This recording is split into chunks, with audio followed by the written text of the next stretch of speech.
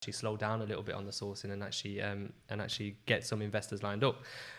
Can you talk us, obviously after your sort of deal in Stoke, which went particularly well, did you have any deals which didn't go so well, or that you potentially might have lost money on if you didn't act in a certain way, or did you lose money on any deals? Was there anything that was sort of... Yeah, in the early days, I did lose a little bit of money, not a huge amount, and I'm thankful for it actually, because it taught me a huge amount. Yeah.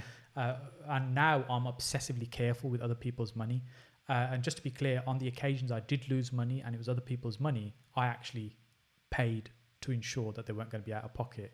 Okay. And in one case, that person came back and invested with me time and time again, because there was no arrangement of, look, this is a joint venture, if this has gone wrong, and often it was because things would just cost way more than we thought, or there were unforeseens that would happen. How do we deal with those situations?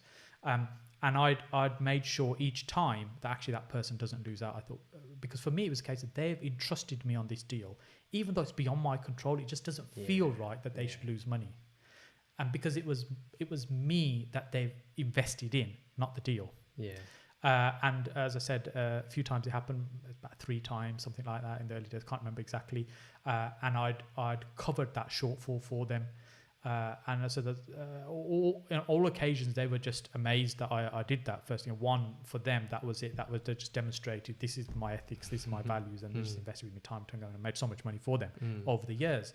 And one of the earlier deals I did, actually not far from here in Dudley, when I converted some flats, that was a joint venture I did. It was a house converted into 3 flats. We'd done all the figures and stuff, and it was the first time I was doing a flat conversion. And the partner had funded the whole deal. I was going to do all the work, and then we were going to share the profit, typical kind of 50-50 type arrangement, if you like. And I remember as we got started in it, I discovered that we need to do sound insulation between the flats, which I'd never come across before. I didn't know about. And, at the end of the day, we don't know what we don't know. And I certainly didn't know about that. Yeah. And to my detriment, I discovered it's going to cost a small fortune. It was something like about 15 grand or something between the flats. And that was quite a bit of money considering what the budget was. I can't remember how much it was. It was quite a long time ago this was. And then I had to go tail between my leg back to the investor and say, we've kind of cocked up a little bit. We've kind of found that we actually put quite a bit more money in to do this. And we weren't aware that we need to do this sound insulation here. And fortunately, he had the funds, he could do it. But, I was in a very, very weak negotiating position and pretty much gave up most of my position to make sure that he was okay on it. I still delivered on that, and in fact, we still have those flats at the moment. But what it taught me was that you need to think of these things well in advance. So, in situations like that, the most important thing is communication. If things look like they're not working, which it happens, in property, do things cost more and take longer? Yeah. Yes, nearly always. And because we fail to really get to the grasp of things, if we start stripping this property down, we can take a guess of what we're going to find, but you can't for sure know until you strip certain things down, whether there's wet rot underneath, there's a massive drainage problem, and these things you just don't know.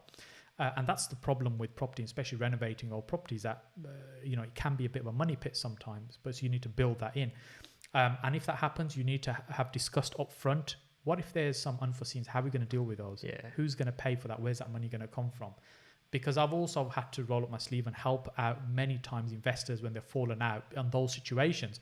Well, I said I was going to put this amount of money in, and they're now spending more than that. I'm not putting that money in. They need to find it. And the other party saying, well, we're only putting time in because we don't have any money. So, and they're a bit of a stalemate because there's a breakdown in communication. So I think communication is the key thing. If anything looks like it might be going off track, that you're talking to the other party and saying, look, we need to find a result that works for everybody here. I think that's, how you mentioned communication, that's massively important. And part of that, especially in that deal there, was just honesty. Yes. Although you had a weak negotiating position, it was something that you couldn't account for, but you just relayed that information onto your investor. Yes, it must have been an incredibly difficult conversation. I can't even imagine. As an investor, that's the last thing you want to hear. But as you mentioned, you still negotiated it in a way where, okay, you gave up a little bit more of what you did, but your reputation was still intact and that deal was still intact, which is massively important.